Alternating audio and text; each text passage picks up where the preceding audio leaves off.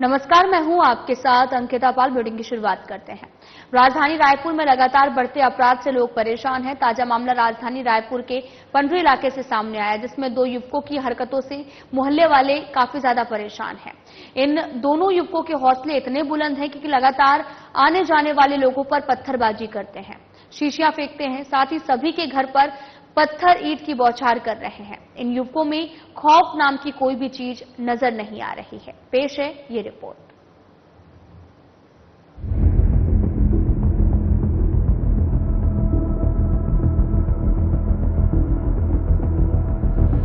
राजधानी रायपुर के पंडरी इलाके के इन दोनों युवकों से हर कोई परेशान है। दोनों लड़के लगातार गंदी गंदी गालियां देते हैं, जिससे महिलाओं को भी काफी परेशानियों का सामना करना पड़ रहा है। आने जाने वाली लड़कियों को ब्लैकमेल करते हैं, डराते धमकाते हैं। पूरे मोहल्ले में दहशत का माहौल बना हुआ है। मोहल्ले वासी इन दोनों लड़कों से इतने परेशान हैं और लगातार पुलिस से कड़ी कार्रवाई की मांग कर रहे हैं। मोहल्ले वासियों का कहना है कि हम मोहल्ले में शांति चाहते हैं और उनकी दहशत लोगों में से खत्म करना चाहते हैं। ये पिछले 4-5 सालों से हमारे पड़ोसी का बेटा है और बहुत गंदी गंदी अश्लील गाली देता है लड़कियों को हमारे यहाँ की। और जब तक वो पूरा ईंटा जो है अपने छत में जमा करके रखा है वहां से फेंकता है। उसको ये डर नहीं है कि किसी सिर में लगेगा या किसी को लग गया तो उसका क्या परिणाम होगा करके। और बहुत गंदी गंदी अश्लील गाली देता है। उसके बाद अपने घर का कुछ भी सामान है, अभी भी कांच का, वो 2 मिनट पहले कांच का गिलास हमारे आंगन में फेंका है। उसको क्या प्रॉब्लम है हम लोग को समझ नहीं आता और उसको प्रेम से भी समझाए बहुत। तो जब देखो तो यहाँ आने जाने में हम लोग को डर लगता है, हम लोग सामने निकलते नहीं, उसके वजह से हम लोग घूम के आते हैं। कंप्लेंट किया गया है और चल रहा है उसका केस जो है वो, लेकिन वो पता नहीं ऐसा क्यों करता है। कोई कार्यवाही नहीं हुई है। पुलिस आती है लेकिन वो लोग दरवाजा बंद करके घुस जाते हैं और निकलते नहीं। और यानी परिणाम जो है अभी तक शून्य रहा है। और पिछले 5 साल से हम लोग बहुत दहशत में जी रहे हैं, क्योंकि लड़का जो है वो अपने आप को पागलपन का दावा करता है और पता नहीं वो क्या है, लेकिन बहुत गंदी भद्दी अश्लील गाली देता है। देखिए, यहाँ पर 4-5 साल से ये 2 बच्चे हैं, लड़के हैं, बेसिकली बच्चे नहीं हैं। आने जाने वाले रास्ते में जो भी आते जाते हैं उन लोग को बहुत पत्थर फेंक के मारते हैं या फिर गाली देते हैं। यहाँ बहुत दहशत का माहौल है। और कई बार कंप्लेन करने के बाद भी इन लोग क्या है, सर्टिफिकेट दे देते हैं कि भैया हमारा बच्चा पागल है करके। अब बेसिकली पागल नहीं है, इन लोग एक्टर है। ये इन लोग एक्टिंग करते हैं और माँ बाप पागल का सर्टिफिकेट पुलिस वाले को दिखाते हैं और पुलिस वाला कोई भी इंटरेस्ट नहीं ले रहा है। कल की डेट में बहुत बड़ा हादसा हो सकता है और होगा ही, अगर पुलिस प्रशासन अगर बिल्कुल एक्शन नहीं लिया ना तो बहुत बड़ा हादसा होने वाला है। सब घर में इतने बड़े बड़े पत्थर फेंक रहा है, बॉटल फेंक रहा है, कांच फेंक रहा है, बड़ी बड़ी लड़कियां हैं, बच्चे हैं, सबको अश्लील गाली बकता है। सब मतलब ऐसा काम करता है जो मैं आपको यहाँ पर बोल नहीं सकता। पब्लिक इतना दहशत में है लोग। और तो क्या आप लोगों ने एफआईआर कराया? पुलिस क्या बोल रही है, क्या कर रही है? पुलिस कुछ भी नहीं करता। पुलिस पूरा शून्य है, आता है और क्या करता है पता नहीं, यहाँ से क्या बात होता है और चले जाता है। और हमको ना ही सूचना देता है ना ही कुछ करता है। एक भी एक्शन नहीं लिया है पुलिस। और हम लोग को बोलते हैं अरे यार वो पागल है। पागल है? पागल नहीं है भाई, वो एक्टर है। अभी उसका नाम पूछो, नाम बताएगा, कपड़ा पहना है, पानी पिएगा, खाना खाएगा, उस टाइम पागल नहीं है वो। बस बाकी टाइम पागलपन का वो एक्टिंग करता है, तो गलत बात है वो। तो हम लोग चाहते हैं पुलिस प्रशासन से, शासन से कि भैया तुरंत कार्रवाई करे, न तो यहाँ पर कुछ भी हो सकता है। मैं आपको मीडिया के माध्यम से बता देता हूँ, कुछ भी हो सकता है। जी।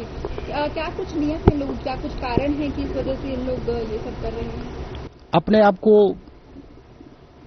एक्स्ट्रा दिखाना, दहशत दिखाना, गुंडागर्दी दिखाना, बस इनका यही है। इनका मेन मकसद यही है कि हम ही सब कुछ है यहाँ मोहल्ले में करके। पुलिस प्रशासन हमारा कुछ नहीं कर सकता, शासन हमारा कुछ नहीं कर सकता। ये लोग मैसेज देना चाह रहे हैं आने जाने वाले रास्ते में जिसको भी, सभी को।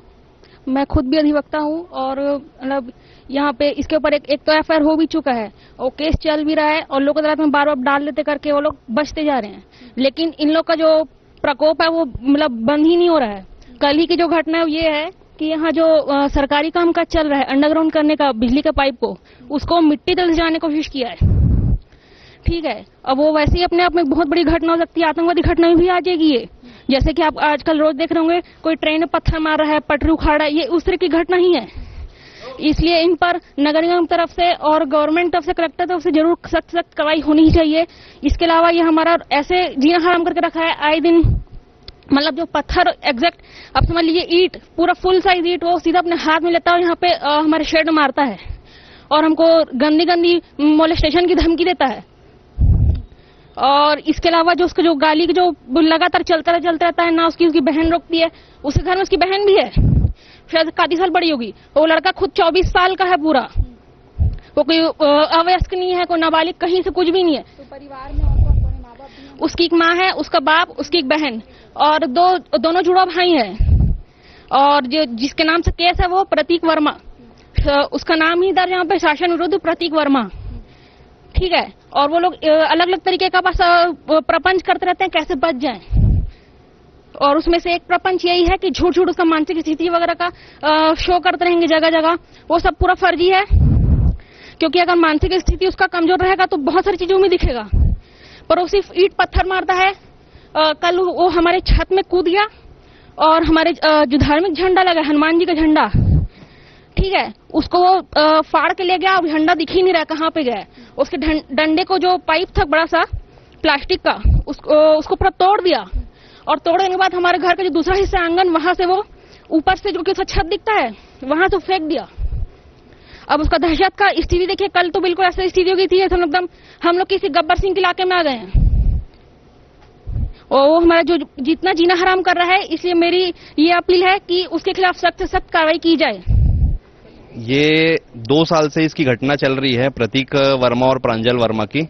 और ये आए दिन गंदी गंदी गाली बकता है, अश्लील गाली बकते रहता है। और यहाँ पर रोड में जो भी लोग आते जाते रहते हैं उनको ऊपर गंदा के वो बाथरूम करके फेंकता है, बाल्टी में कलेक्ट करके रखे रहता है बाथरूम, उनके ऊपर बाथरूम फेंकता है। मैंने इसके कंप्लेन भी कराया है, चाचा के नाम से भी हुआ है, हमारे मोहल्ले वासियों के नाम से 2 बार हो गया, एसपी ऑफिस में भी हम कंप्लेन कर चुके हैं और हमने सिविल लाइन थाना में भी करा है। हमारी चौकी पड़ती है नूरानी चौकी, हमने वहां पर भी कंप्लेन करा हुआ है, लेकिन अभी कोई उनके द्वारा कोई कार्रवाई नहीं हुई है। इनके फादर और इनके मदर जो है दोनों मेडिकल स्वास्थ्य विभाग में कार्यरत हैं और ये एक फर्जी एक पेपर लगाते हैं कि हमारा लड़का जो है मानसिक रोगी है, इसके कारण से इनका क्या बोलना चाहिए, ये बार बार ये बच रहे हैं। वैसे कोई मानसिक रोगी नहीं है, वो गिटार बजाता है, वो गाड़ी चलाता है, वो घूमता है, वो फिरता है। रात बिकाल को जब हम घर आते हैं, जब थक करके हम 10 बजे सोने के लिए जाते हैं तो इतनी हाई म्यूजिक बजाता है, 10 बजे रात से लेकर 2 बजे 3 बजे रात तक का हाई म्यूजिक बजाता है।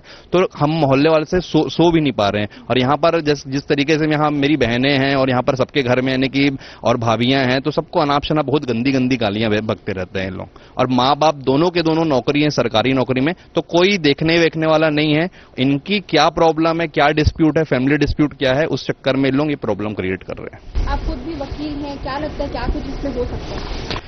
नहीं, हमने तो इसमें एक बार एफआईआर भी हुआ था इसके ऊपर और केस भी चल रहा था लोक अदालत में। केस जाकर के ये केस खारिज हो गया है। अभी अब हम फिर से पुलिस वाले को बोल रहे हैं कि कड़क एक्शन ले इसके ऊपर और जो भी है इसके ऊपर जो उनकी जो भी कार्रवाई हो दोनों लड़कियों के ऊपर में, प्रतीक वर्मा और प्रांजल वर्मा दोनों के ऊपर कार्रवाई हो और खास करके इसके फादर, इसके जो पिताजी है तेजेश्वर वर्मा उर्फ भोलू, उसके ऊपर भी कार्रवाई हो। तो आप लोग का साफ तौर पर यही कहना है कि ये लोग पागल हैं? पागल लोग नहीं है, क्योंकि पागल रहता तो एक जेन्युइनिटी उसमें दिखती, लेकिन कोई पागलपंती कोई ऐसा नहीं है इनका। इवन इनकी जो फैमिली जो है इनके साथ में भी इनका डिस्प्यूट रहता है। इवन इनका जो प्रॉपर्टी का ही जो भी मैटर होगा इनका, तो यही डिस्प्यूट के कारण से इन लोग वो करते हैं। हाँ हाँ, कल उसके बाद में इनके जो फादर हैं उनके भाइयों से भी बात किया मैं, ऐसा ऐसा कर रहा है, तो वो बोलता है किसी की बात नहीं मानता। उन्होंने बताया कि वो सब भाई यहाँ रहते, 4-5 भाई, 5-6 कमरे, एक कमरे में रहते थे। तो वो हम लोगों के यहाँ घुसने नहीं देते मकान में, अपने घर, उस घर में। वह पागल बिल्कुल नहीं है। वह क्या बोलते, बड़ा भारी सितार लेके रोज शाम को 4 बजे बजाने जाता है और क्या कहते हैं, वह बजाता है, नाचता है, गाता है, सब कर्म करता है। लेकिन और लेडीज के ऊपर में ऐसा अपराध जो मैं सोचता हूँ अल्लाह की दृष्टि से और समाज की दृष्टि से अक्षम्य है, वैसा अपराध वो रेगुलर करता है। इसके अतिरिक्त धार्मिक मेरे झंडे को गिरा दिया। इसके अतिरिक्त सरकारी गवर्नमेंट की जो चीजें हैं सबको उसने नुकसान पहुंचाने का कोशिश किया। वहां पर सामने केबल दिख रहा है, वहां पर क्या बोलते पेपर जला के उसको जला रहा था, वह भी दिख रहा है। क्या बोलते हैं माचिस और कंटेनर है उसको लेके भागा था, काटने की भी कोशिश किया था क्या बोलते केबल को। तो ये सब गवर्नमेंट की हानि कर रहा है। स्त्रियों को क्या कहते हैं अब शब्दों में गाली दे रहा है, उसको निजापना दिखाने की कोशिश कर रहा है। कल मेरे स्वयं के द्वारा एक FIR भी किया गया है, लेकिन अभी तक कोई उसमें पॉजिटिव और निगेटिव जांच नहीं हुई है। तो मैं सोचता हूं कि वैसे आवश्यक है ना। मैंने सेंट्रल गवर्नमेंट या स्टेट गवर्नमेंट बहुत चिल्लाती है कि क्या बोलते लेडीज का ऐसा करेंगे, वैसा सुविधा देंगे, ऐसा करेंगे। तो यहाँ पर आकर के ऐसा जनरल पब्लिक में ऐसा इमेज गवर्नमेंट का भी होना चाहिए कि ऐसा काम करते भी है। क्या आपके घर में भी ये लोग तोड़फोड़ किए हैं? हाँ, मेरे घर में भी पत्थर फेंके हैं और बॉटल भी फेंके हैं 3-4 जगह। वो टुकड़ा टुकड़ा उसका माने पूरा ग्लास जो फेंके बॉटल है कि गिलास है तो पूरा चूरा चूरा हो गया है और बहुत अश्लील गालियां दे रहे थे। ये कभी 2 साल से ऐसे ही चल रहा है, रोज रोज का है कभी भी, और आने जाने वालों को अलग गाली देते हैं। और इनके मकान से मेरा 2 घर छोड़ के है वहां तक गया है उनका, और एक और मेरे घर के बाद वाले घर के ईश्वर शर्मा के यहाँ भी वो पत्थर गया है, पूरा पड़ा हुआ है अभी। और हम लोग छत में घूमते भी रहते हैं अपने घर में, नीचे आंगन है बीच में, तो वहां अगर किसी पड़ जाएगा तो कभी भी कुछ भी माने इतना ऊपर से पत्थर पड़ेगा तो कोई भी मर सकता है। और बहुत अश्लील गालियां देता है जिसको सभी समाज में बोला नहीं जा सकता। और कल केबल को भी, बिजली का जो अंडरग्राउंड केबल लगा है उसको मिट्टी तेल कुछ कंटेनर में डाल के आग लगाने की कोशिश कर रहे थे और चाकू से भी काट रहे थे शाम को। और आए दिन इन लोग का गाली गलौज चलते रहता है। मेरे यहाँ भी मेरे बहन लोग आते रहते हैं और सब कोई आते रहते मोहल्ले में, रिश्तेदार वगैरह, तो इतना जोर से आवाज से गाली देता है रोड में निकल के। परिवार के लोगों का आना जाना है कि घर में जितने लोग ये लोग घर में इतने लोग रहते हैं उतने ही लोग रहते हैं। इनके हरकतों देख के माने गाली गलौज को देख के इनके परिवार वाले, इनके चाचा माने भाई वगैरह भी इनके यहाँ आना छोड़ दिए हैं। और ये लोग वही दहशत आतंक फैला कर रखे हुए हैं यहाँ कि हमारा ही है, ऐसा कब्जा करके रखे हुए हैं। और इनके ऊपर पुलिस को कई बार मैं कल रात को खुद कंप्लेन किया हूँ, जाके लिखित में दिया हूँ वहाँ। अभी तुरंत भेजते हैं बोले, लेकिन अभी तक नहीं आया है। रात भर हम लोग देख रहे थे, तुरंत ये लोग को उठा के लाएंगे और जो भी कार्रवाई करेंगे करके, उचित कार्रवाई करके, लेकिन अभी तक ये लोग पहुंचे नहीं है। अभी तक देख रहे हैं और पूरा शीशी वगैरह बाटल वगैरह फेंक के माने आतंक में है हम लोग। माने मैं यहाँ रहता हूँ, इसी के रहता हूँ मैं, मुझे मिसेज रहती है, 3 बच्चे हैं, लड़कियां हैं।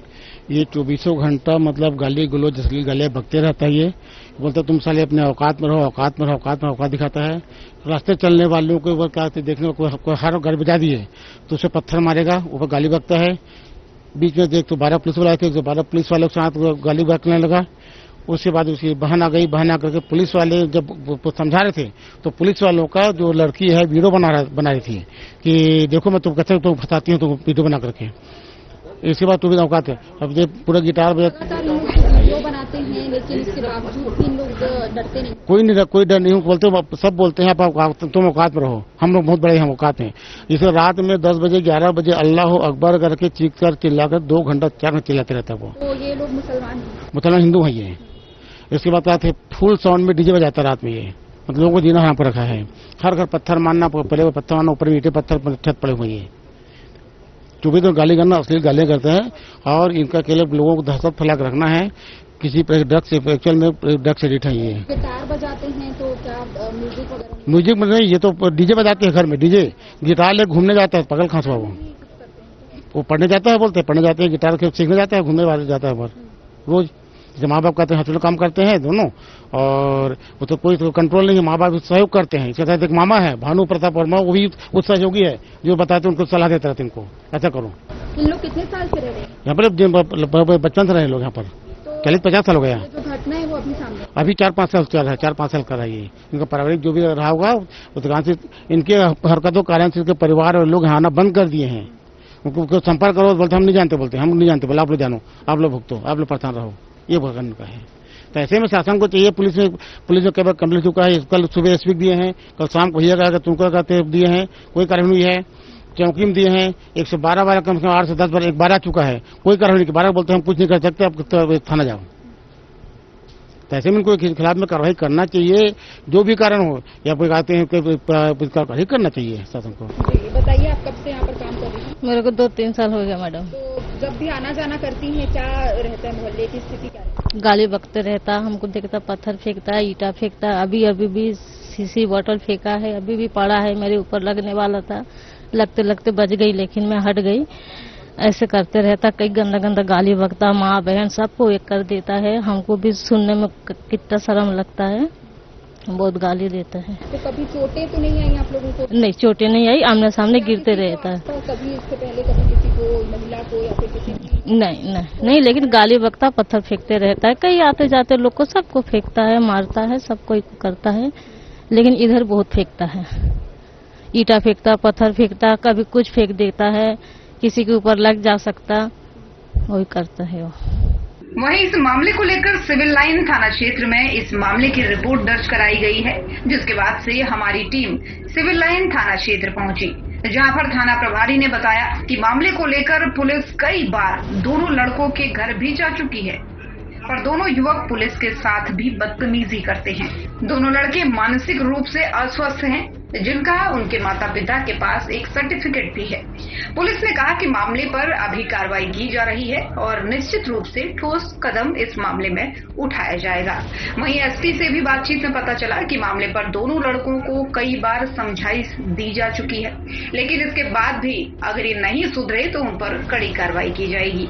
मामले को लेकर अब देखना होगा कि आने वाले समय में पुलिस क्या कुछ निर्णय करेगी या फिर कड़े तेवर उठाती है। फिलहाल मोहल्ले वासियों का कहना है कि जल्द से जल्द पुलिस एक्शन ले और मोहल्ले में शांति स्थापित हो। राजधानी रायपुर के पंडरी स्थित रविशंकर शुक्ला वार्ड में इस वक्त हम लोग मौजूद हैं और यहाँ पर लगातार असामाजिक तत्वों के द्वारा दो लड़के हैं एक घर में, और इस घर में लगातार ये लोग गाली गलौज करते हैं, आने जाने वाले लोगों के ऊपर पत्थर फेंक रहे हैं, शीशियां फेंकते हैं, ईंट पत्थर जो है लोगों के घरों तक इन लोग फेंक रहे हैं, जिससे काफी परेशान है लोग। अब पिछले रात की बात देख सकते हैं, यहाँ पर जो अंडरलाइन जो बिजली की तारें बिछाई जा रही थी उसको इन्होंने पूरी तरीके से काट दिया है, और इसके बाद यहाँ पर आगजनी की घटना को भी इन लोगों ने अंजाम दिया है। कल रात की घटना है, ये घर आप देख सकते हैं, ये उन्हीं का ही घर है, और यहाँ पर से लगातार वो लोग आने जाने वाले लोगों पर पत्थरबाजी करते हैं। यहाँ तक कि ईंटें, पत्थर, कांच के बॉटल्स वो लोग यहाँ पर से फेंकते हैं, और इसके अलावा सिर्फ आने जाने वाले लोगों तक ही ये सीमित नहीं है, यहाँ तक कि पूरे मोहल्ले वासियों के घर तक भी ये लोग नुकसान पहुंचा रहे हैं। तो लगातार इस तरीके के जो घटनाएं हैं यहाँ पर राजधानी में, एक तो वैसे ही अपराध काफी बढ़ चुका है, और इस तरीके की मानसिकता वाले लोगों को जल्द से जल्द जेल के सलाखों के पीछे तक पहुंचाना बहुत जरूरी है, वरना आगे बहुत ही गंभीर घटना को इन लोग अंजाम दे सकते हैं, क्योंकि आने जाने वाले लोगों की भी जो है इससे जान पर बनाई है। तो इस तरीके की जो घटनाएं, इस पर लगाम लगाना बहुत ही जरूरी है। कैमरामैन नरेश के साथ मैं छाया जायसवाल, साधना plus news Raipur.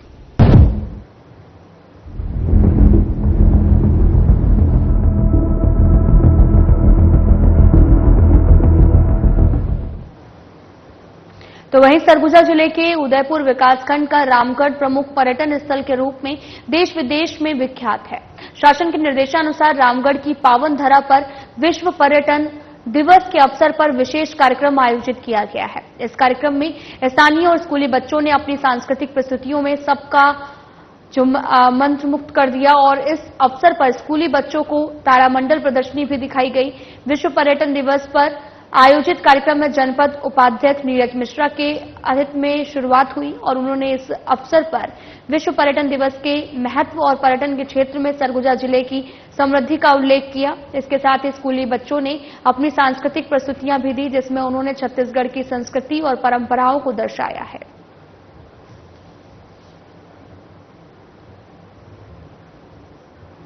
Korba police अधीक्षक सिद्धार्थ तिवारी के दिशा निर्देशन पर अतिरिक्त पुलिस अधीक्षक यूबीएस चौहान और नेहा वर्मा के मार्गदर्शन में जिले के सभी राजपात्रित अधिकारी और थाना चौकी क्षेत्र में काफी बरसात को देखते हुए नदी नाले उफान पर हैं, जिसको लेकर अप्रिय घटना को रोकने के लिए अभियान भी चलाया जा रहा। कोरबा पुलिस के अधिकारी और कर्मचारियों के द्वारा सजग कोरबा अभियान के तहत पुलिस की टीम के द्वारा नदी किनारे रहने वाले, नहाने जाने वाले लोगों को पुलिस के द्वारा सजग किया जा रहा है। इसी क्रम में थाना बागो क्षेत्र में गोकुल सिंह पिता महेश राम उम्र जो है वो 45 साल, जो कि निवासी हैं पोड़ी उपरोड़ा थाना बागों के, जो कि पिछले आपको बता चले कि जो मछली पकड़ने तान नदी पोड़ी गया था और नदी में अचानक से बाढ़ आ जाने से नदी के बीचों बीच फंस गया, जिसकी सूचना पुलिस टीम को मिलते ही नदी में फंसे हुए व्यक्ति को पुलिस और ग्रामीणों की मदद से व्यक्ति को सकुशल बाहर निकाला गया है।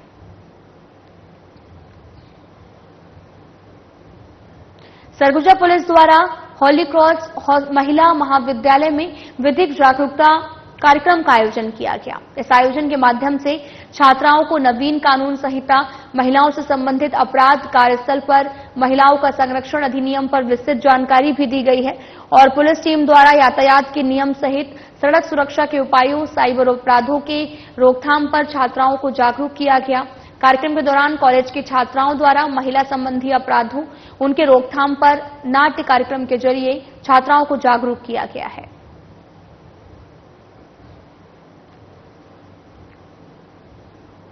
बलरामपुर जिले के जनपद पंचायत शंकरगढ़ के ग्राम पंचायत पोड़ी खुर्द के सरपंच पर वित्तीय अनियमितता के मामले में कार्रवाई हुई है और जांच के बाद में एसडीएम ने उन्हें सरपंच पद से बर्खास्त कर दिया। दरअसल पोड़ी खुर्द के सरपंच खिस्त मसीह भेगरा पर आरोप था कि ग्राम पंचायत में शासन द्वारा दी जा रही योजनाओं की राशि पर उनके द्वारा अनियमितता बरती गई है। भ्रष्टाचार की शिकायत हुई है जो कि शासन की जांच में सही पाया गया, जिस पर अब कार्रवाई हुई है। शंकरगढ़ एसडीएम आनंद राम नेताम ने कार्रवाई करते हुए उन्हें सरपंच के पद से बर्खास्त कर दिया। मामले की जांच जारी है।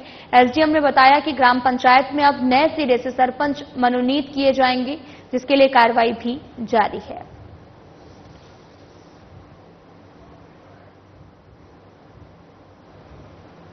पोड़ी खुर्द के सरपंच कृष्ण मसीह भेंगरा इस नाम के जो सरपंच थे, उनके बार बार शिकायत आ रहे थे, तो उनकी शिकायत जांच के लिए टीम बनाई गई थी। तो टीम के द्वारा जांच प्रतिवेदन दिया गया कि उनके द्वारा वहाँ जो कार्य है, जो उस कार्य का किसी प्रकार के टीएस वगैरह या वहाँ के जितने भी पंजी संधारण करते हैं, तो ये पंजी वगैरह में अनियमितता पाई गई। साथ में छत्तीसगढ़ सरकार के अधीन कई विभागों में काम करने वाले कर्मचारी फिर से आंदोलन में डटे हुए हैं। शुक्रवार को कर्मचारी अधिकारी फेडरेशन के आह्वान पर प्रदेश भर में धरना प्रदर्शन किया गया। इसका असर दुर्ग में भी देखने को मिला है।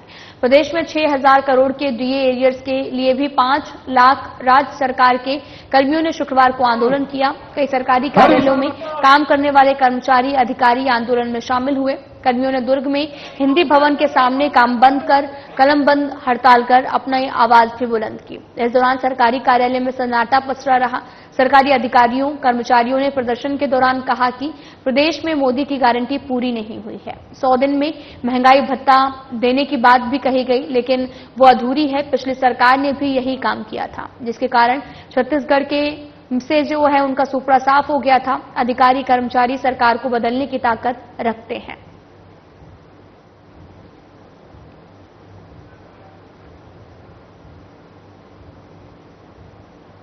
अंबिकापुर शहर की यातायात व्यवस्था पूरी तरह से ध्वस्त हो गई है। शहर के प्रमुख व्यावसायिक मार्गों में लगातार जाम की स्थिति निर्मित हो गई है और यही हालत जो है वो बाईपास मार्गों पर है। शहर के चौक चौराहों में तो हर समय जाम की स्थिति निर्मित रहती है। सामाजिक और आपराधिक तत्वों की बड़ी सक्रियता से माहौल भी ज्यादा खराब हो रहा है। लगातार मारपीट और गुंडागर्दी हो रही है। कई घटनाओं की वीडियो इंटरनेट मीडिया पर भी प्रसारित हो रही है।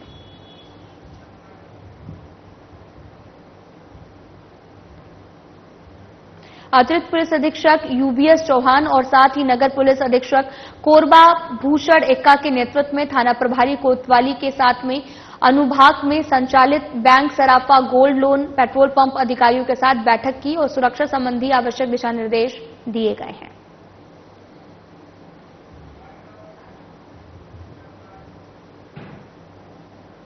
फिलहाल इस वीडियो में इतना ही। नमस्कार।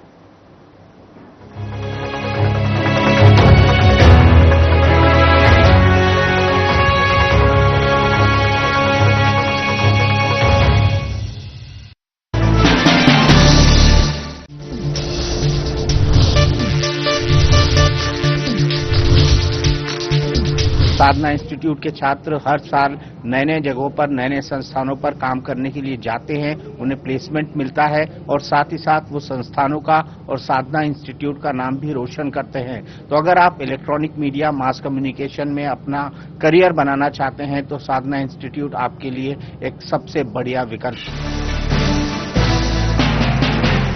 क्या आप खाते पीते तो बहुत है पर आपकी सेहत नहीं बनती?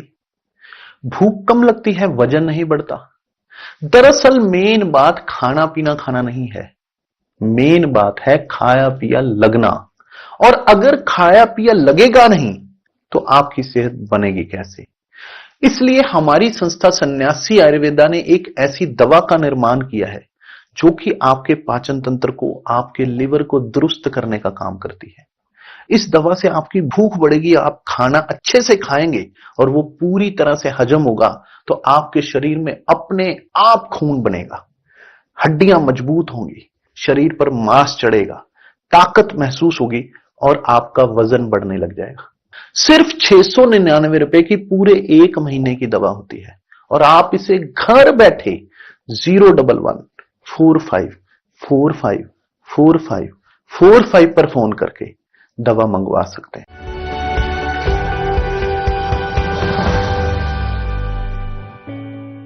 मेरा नाम बबीता पांडे है, मैं 47 एज की हूँ। तो मैम आपको क्या कुछ बीमारी थी, आपने क्या कुछ ट्रीटमेंट फॉलो किया? जी मैम, मुझे आर्टिकेरिया है और कुछ हार्ट में भी प्रॉब्लम है।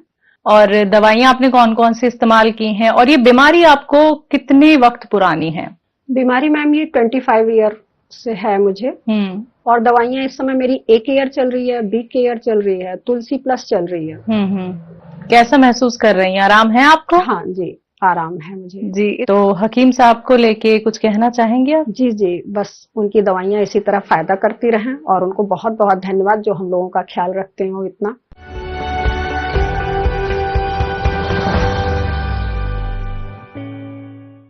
ईश्वर कौन है? क्या हम अंतरिक्ष का हिस्सा हैं या फिर प्रकृति का हिस्सा हैं? जीवन की हर सच्चाई को जानने के लिए देखिए कार्यक्रम राम नारायण राम, सोमवार से शनिवार रात्रि 9 बजे से व रविवार प्रातः 7:50 पर केवल ईश्वर टीवी पर, प्रतिदिन 6:40 पर साधना टीवी पर, प्रातः 7:30 बजे से साधना प्लस पर एवं प्रातः 10:30 बजे से हर खबर न्यूज पर।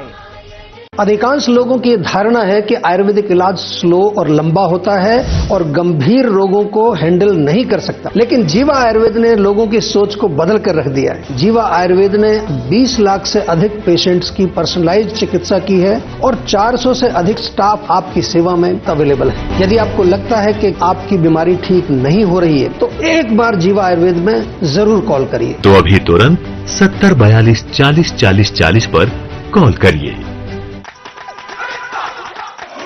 मुझे ग्लास ले। हाँ भाई। सत श्री अकाल जी। दिलजीत, तू जानता ही नहीं? हमारी तो पुरानी फ्रेंडशिप है जी।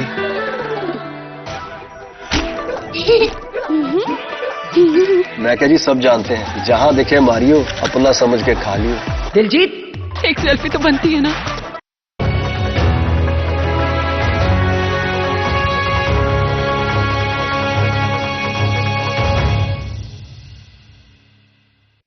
अंबिकापुर में विश्व पर्यटन दिवस पर कार्यक्रम, पर्यटन स्थल रामगढ़ में कार्यक्रम का हुआ आयोजन, कार्यक्रम में तमाम लोगों ने की शिरकत।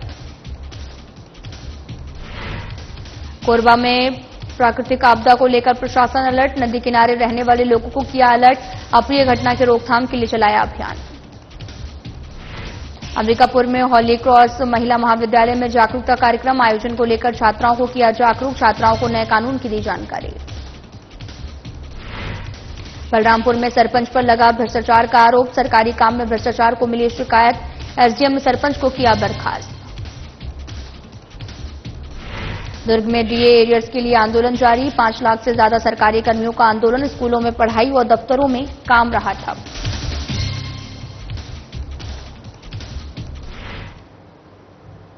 नमस्कार, मैं हूं आपके साथ अंकिता पाल। बुलेटिन की शुरुआत करते हैं। केंद्रीय स्वास्थ्य एवं परिवार कल्याण मंत्री जगत प्रकाश नड्डा रायपुर प्रवास के दौरान आज शाम मुख्यमंत्री विष्णुदेव साय एवं वित्त मंत्री ओपी चौधरी के साथ नालंदा परिसर पहुंचे। उन्होंने वहां लाइब्रेरी में कई प्रतियोगी परीक्षाओं की तैयारी कर रहे युवाओं से संवाद किया। नड्डा ने यूपीएससी, सीजीपीएससी सहित अन्य भर्ती परीक्षाओं की तैयारियों के लिए नालंदा लाइब्रेरी के अध्ययन की हाईटेक सुविधा, बैठक व्यवस्था, सकारात्मक वातावरण की तारीफ की है। केंद्रीय मंत्री नड्डा ने रायपुर में नालंदा परिसर को उसके नाम के अनुरूप स्थापित करने के मुख्यमंत्री विष्णुदेव साय एवं वित्त मंत्री ओपी चौधरी की सराहना की है। नड्डा ने नालंदा लाइब्रेरी से RFID के माध्यम से पुस्तक इश्यू होने की प्रक्रिया का अवलोकन किया। उन्होंने युवाओं से भी संवाद करते हुए उनके द्वारा प्रतियोगी परीक्षा की तैयारी के बारे में जानकारी ली है।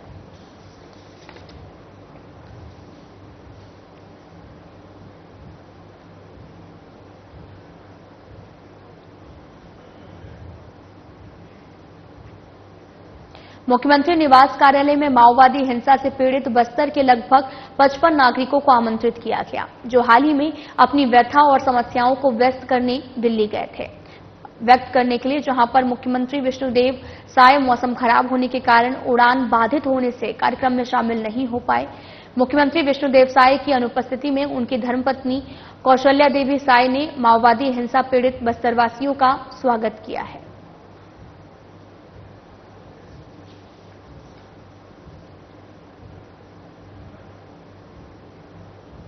छत्तीसगढ़ के किसानों की आमदनी बढ़ाने, उन्हें आत्मनिर्भर बनाने के लिए रायपुर सांसद ब्रजमोहन अग्रवाल लगातार प्रयासरत हैं। इसी कड़ी में ब्रजमोहन अग्रवाल ने गुरुवार को नई दिल्ली में आयोजित प्रकलन समिति की बैठक में छत्तीसगढ़ में नए कृषि विज्ञान केंद्र खोलने और वन क्षेत्रों वाले जिलों में जैविक एवं प्राकृतिक खेती को बढ़ावा देने का मुद्दा उठाया है। बैठक का आयोजन कृषि विज्ञान केंद्रों के माध्यम से जलवायु अनुकूल कृषि, प्राकृतिक और जैविक खेती को प्रोत्साहन विषय कई महत्वपूर्ण मुद्दों पर चर्चा हुई। आगामी कार्य योजना तैयार की गई। इस बैठक का उद्देश्य स्थायी कृषि विकास के लिए एक ठोस आधार तैयार करना था, जिसमें किसानों को जलवायु परिवर्तन के प्रति संवेदनशील बनाने, उनकी आजीविका को सुरक्षित रखने में मदद मिल सके।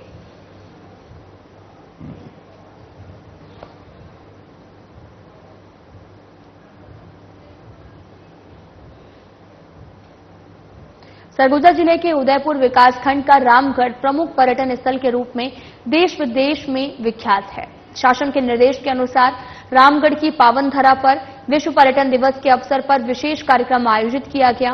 इस कार्यक्रम में स्थानीय और स्कूली बच्चों ने अपनी सांस्कृतिक प्रस्तुतियों से सबका मन मोह लिया है। इस अवसर पर स्कूली बच्चों को तारामंडल की प्रदर्शनी भी दिखाई गई। विश्व पर्यटन दिवस पर आयोजित कार्यक्रम में जनपद उपाध्यक्ष और साथ ही आपको बताते चले कि यहां पर मौके पर मौजूद रहे, उन्होंने इस अवसर पर विश्व पर्यटन दिवस के महत्व और पर्यटन के क्षेत्र में सरगुजा जिले की समृद्धि का उल्लेख किया है। इसके साथ ही स्कूली बच्चों ने अपनी सांस्कृतिक प्रस्तुतियां भी दी, जिसमें उन्होंने छत्तीसगढ़ की संस्कृति और परंपराओं को दर्शाया है।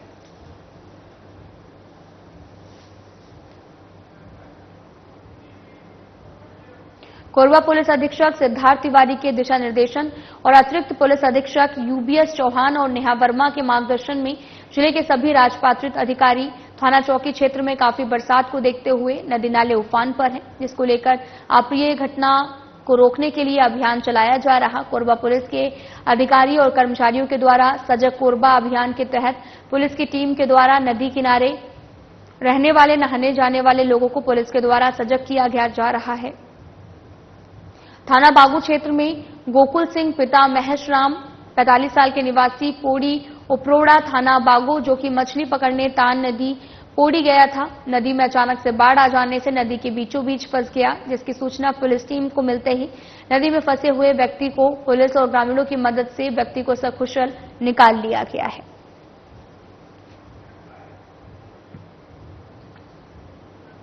सरगुजा पुलिस के द्वारा होली क्रॉस महिला महाविद्यालय में विधिक जागरूकता कार्यक्रम का आयोजन किया गया है और इस आयोजन के माध्यम से छात्राओं को नवीन कानून संहिता, महिलाओं से संबंधित अपराध, कार्यस्थल पर महिलाओं का संरक्षण अधिनियम पर विस्तृत जानकारी दी गई। पुलिस टीम द्वारा यातायात के नियम सहित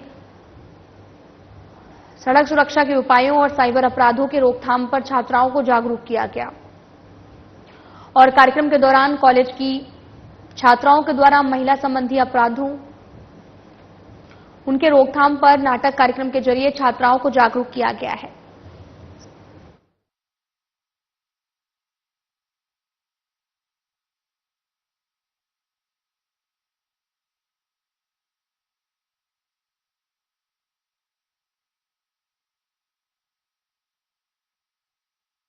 बलरामपुर जिले की जनपद पंचायत शंकरगढ़ की ग्राम पंचायत पूड़ी खुर्द के सरपंच पर वित्तीय अनियमितता के मामले में कार्रवाई हुई है और जांच के बाद एसडीएम ने उन्हें सरपंच पद से बर्खास्त कर दिया। दरअसल पूड़ी खुर्द के सरपंच खीस मसीह भेगरा पर आरोप था कि ग्राम पंचायत में शासन द्वारा दी जा रही योजनाओं की राशि पर उनके द्वारा अनियमितता बरती गई थी।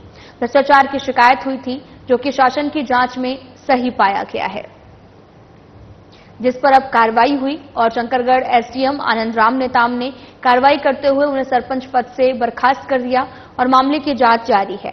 साथ ही एसडीएम ने बताया कि ग्राम पंचायत में अब नए सिरे से सरपंच मनोनीत किए जाएंगे, जिसके लिए कार्रवाई जारी है।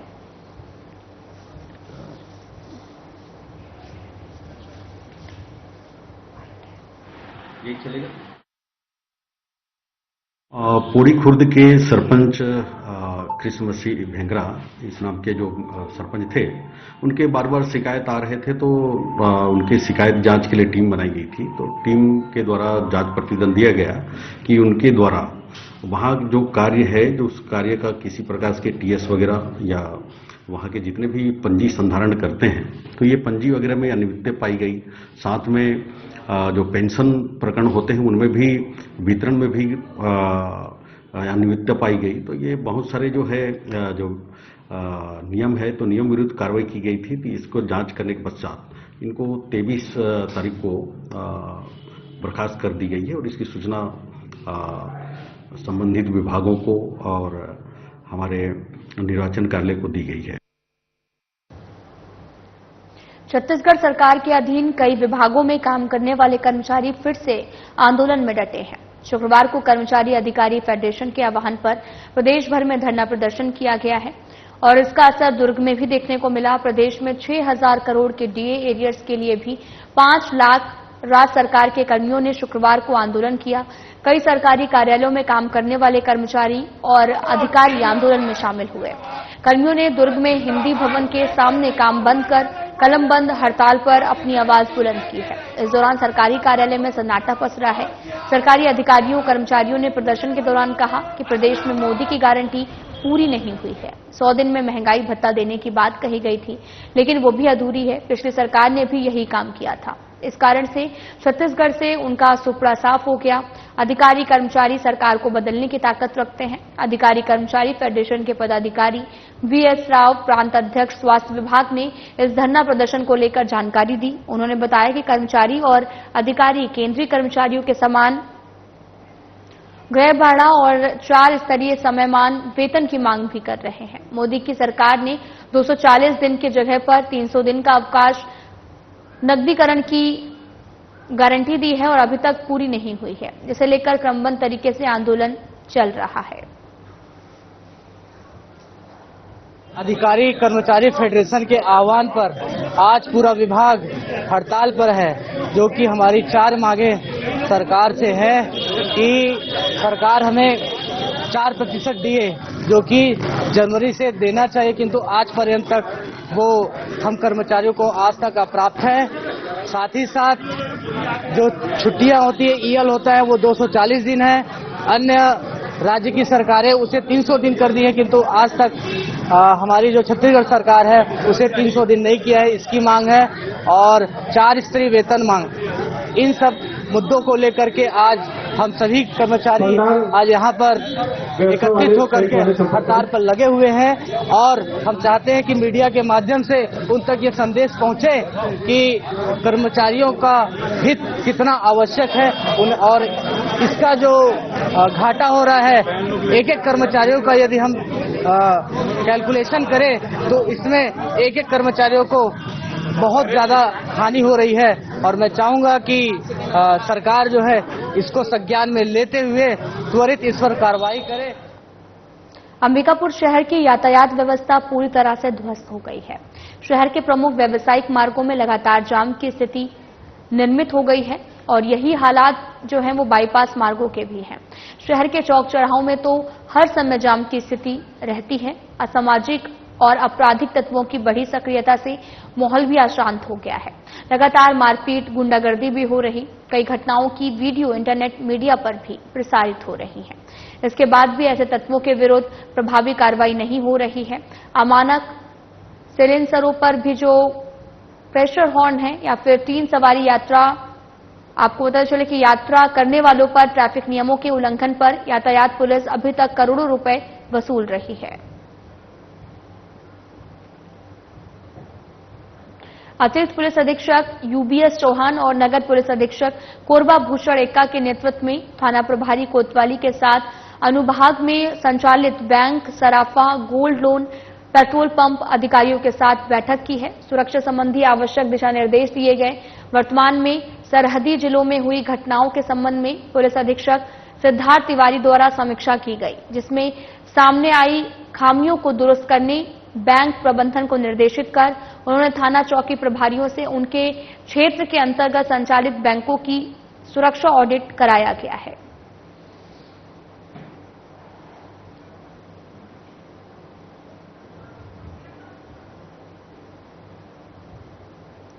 आपको बताते चले कि नशा तस्करों के खिलाफ सुकमा पुलिस अधीक्षक किरण चौहान ने भी अभियान छेड़ रखा है। सुकमा जिले के कोटा पुलिस को बड़ी कामयाबी मिली है। गांजे की तस्करी करते हुए 8 तस्करों को कोटा के बॉर्डर पर भी गिरफ्तार किया गया है।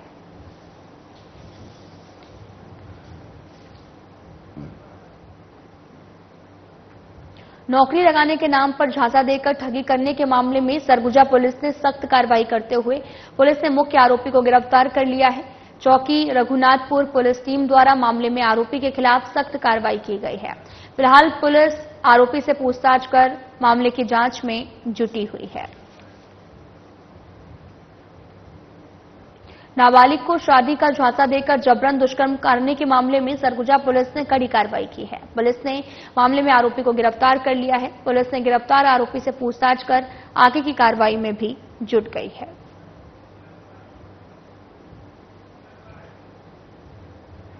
वरिष्ठ पुलिस अधीक्षक संतोष कुमार सिंह के दिशा निर्देश पर रायपुर पुलिस द्वारा निजात अभियान के तहत नशे के विरुद्ध विशेष अभियान चलाया गया, जिसमें समस्त बाना anti crime and cyber unit की टीम द्वारा लगातार कार्रवाई की जा रही है। नशे के विरुद्ध प्रभावी कार्रवाई करने की में आपको बताते चले कि anti crime and cyber unit की विशेष टीम का गठन किया गया है और साथ ही आपको बताते चले कि समस्त थाना प्रभारियों को नशे की सामग्री बिक्री करने वालों एवं सप्लाई करने वालों पर कठोर कार्रवाई करने के निर्देश दिए गए हैं। आपको बताते चलें कि विशेष टीम का गठन किया गया है और साथ ही आपको बताते चलें कि टीम द्वारा लगातार कई तरह की कार्रवाई भी की जा रही है। वरिष्ठ पुलिस अधीक्षक संतोष कुमार सिंह के दिशा निर्देश पर रायपुर पुलिस द्वारा निजात अभियान के तहत नशे के विरुद्ध विशेष अभियान भी चलाया जा रहा है।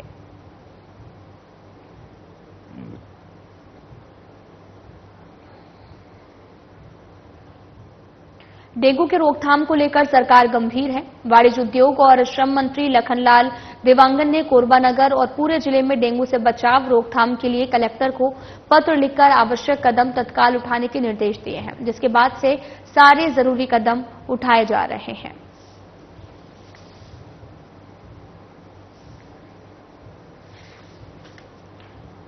डेंगू के रोकथाम को लेकर सरकार गंभीर है। वाणिज्य उद्योग और श्रम मंत्री लखनलाल देवांगन ने कोरबा नगर और पूरे जिले में डेंगू से बचाव और रोकथाम के लिए कलेक्टर को पत्र लिखा है और साथ ही तमाम तरह के निर्देश और आवश्यक कदम उठाने के निर्देश दिए गए, जिसके बाद से सारे जरूरी कदम उठाए जा रहे हैं। आपको बताते चलें कि डेंगू का रोकथाम के लिए लगातार प्रयास किया जा रहा।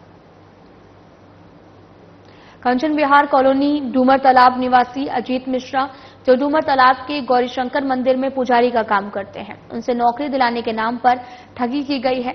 दर्ज मामले के अनुसार आरोपी पूनम नेहाल और उसकी लड़की संजना नेहाल एम्स अस्पताल में मंदिर में पुजारी और कंप्यूटर ऑपरेटर्स पर पद में नौकरी लगवाने के नाम पर 11 लाख रुपए की ठगी की थी, जिसके बाद पुजारी द्वारा पैसे की मांग किए जाने पर 4 लाख रुपए तो वापस किए पर 7 लाख रुपए बाकी थे। जिस पैसे को वापस देने में आनाकानी करने के आरोप में प्रार्थी की रिपोर्ट पर आरोपी पूनम नेहाल और उसकी लड़की संजना को पुलिस ने गिरफ्तार कर लिया है।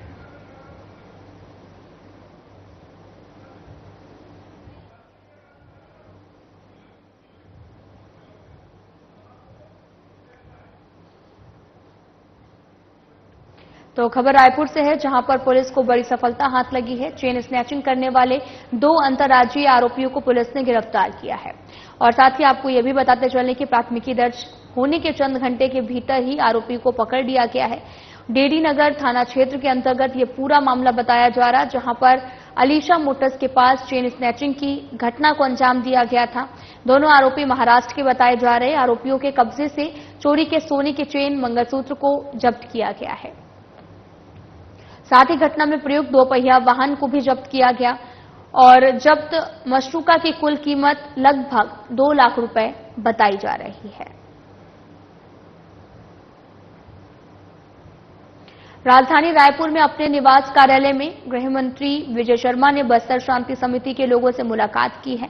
गृह मंत्री विजय शर्मा ने सभी से मुलाकात कर उन्हें भेंट स्वरूप उपहार भी दिए हैं। इसके बाद उनका बयान सामने आया।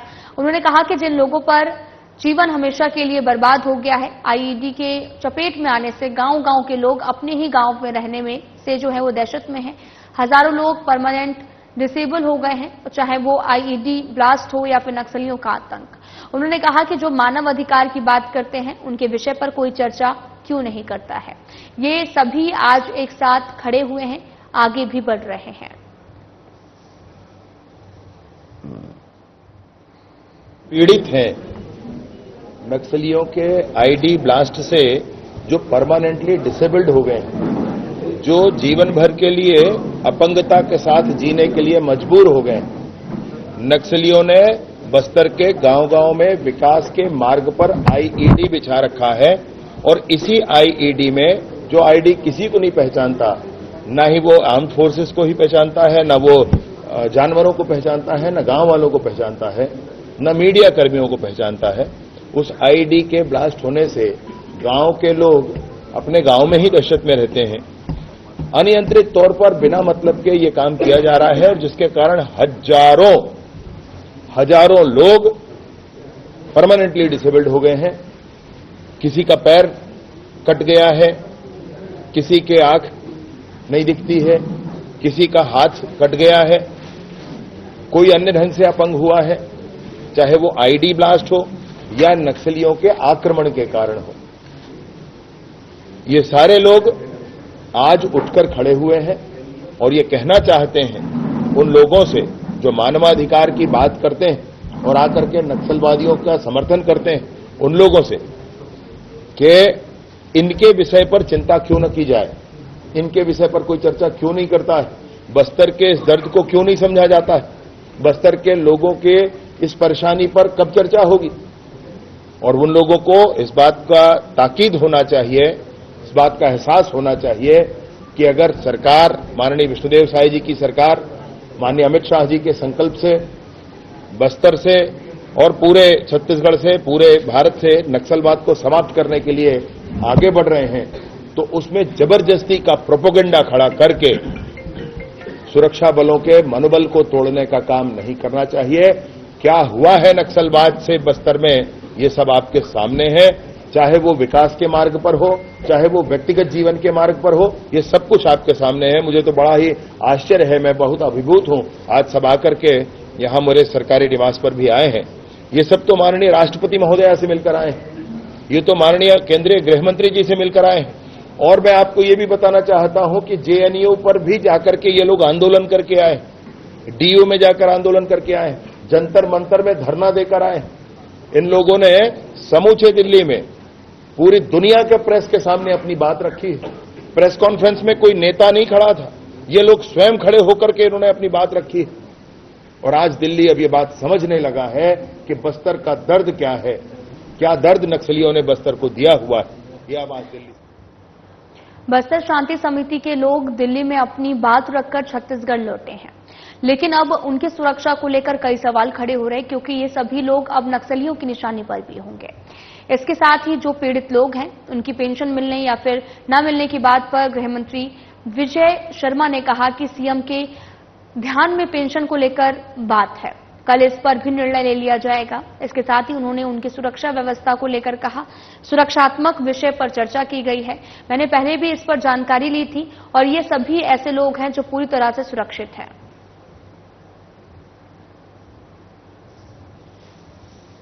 स्कूल के यूनिफॉर्म का पहने हुए उस छात्र का याद होगा जिसकी हत्या नक्सलियों ने की। स्कूल के यूनिफॉर्म में छात्र को आपने देखा है।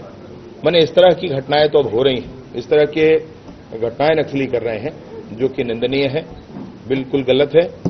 जिन भी संस्थाओं ने बस्तर शांति समिति का आयोजन था, बस्तर शांति समिति के लोगों से के इस अभियान से पूर्व भी मैंने पूछा था कि इनके सुरक्षात्मक विषय पर इनकी क्या चिंता है, तो उन्होंने कहा था कि इनके साथ ऐसा कुछ नहीं है, न कुछ हो सकता है और ये पूर्णतः सुरक्षित हैं। ऐसे ही स्थानों से चयन किया गया है।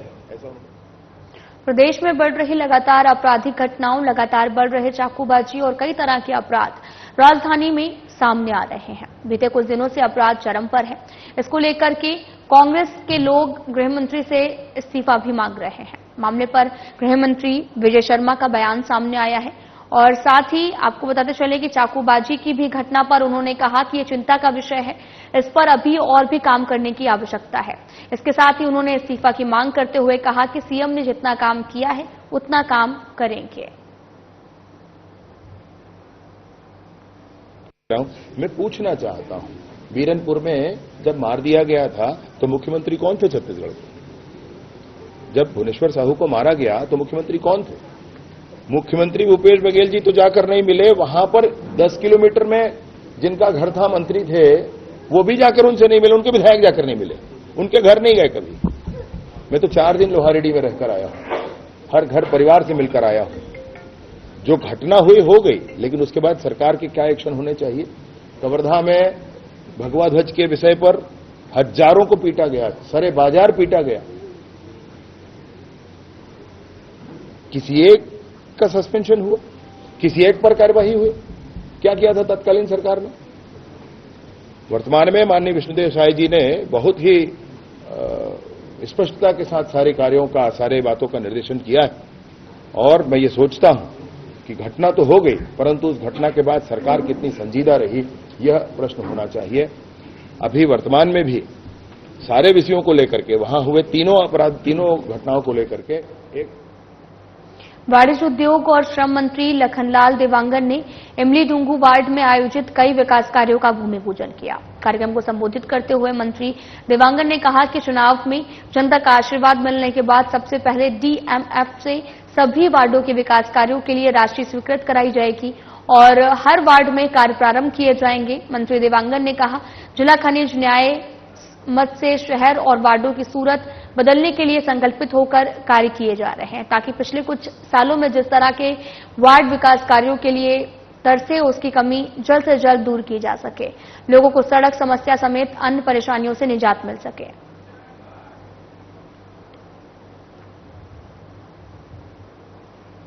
रायपुर में कर्मचारी राज्य बीमा निगम की क्षेत्रीय परिषद की बैठक आयोजित की गई। इस दौरान प्रदेश के श्रम मंत्री लखनलाल देवांगन ने अधिकारियों को निर्देशित किया कि ऐसी व्यवस्था बनाए जिसमें श्रमिक और उनके परिवारजनों को डिस्पेंसरी से सीधे विशेषज्ञ हॉस्पिटल रेफर कर सकें। साथ ही वर्तमान में गंभीर बीमारी से ग्रस्त इमरजेंसी में मरीजों को पहले ईएसआईसी के डिस्पेंसरी फिर मुख्य अस्पताल से अनुबंधित अस्पताल रेफर करवाना पड़ता है। इस जटिल प्रक्रिया की वजह से श्रमिक परिवार को काफी परेशानियों का सामना न करना पड़े। इसके लिए मंत्री देवांगन ने कहा कि ईएसआईसी जब तक अपने अस्पतालों में सुविधा नहीं बढ़ाती है, तब तक मरीजों को अन्य अस्पतालों में पर्याप्त सुविधा उपलब्ध कराएं। फिलहाल वीडियो में इतना ही। नमस्कार।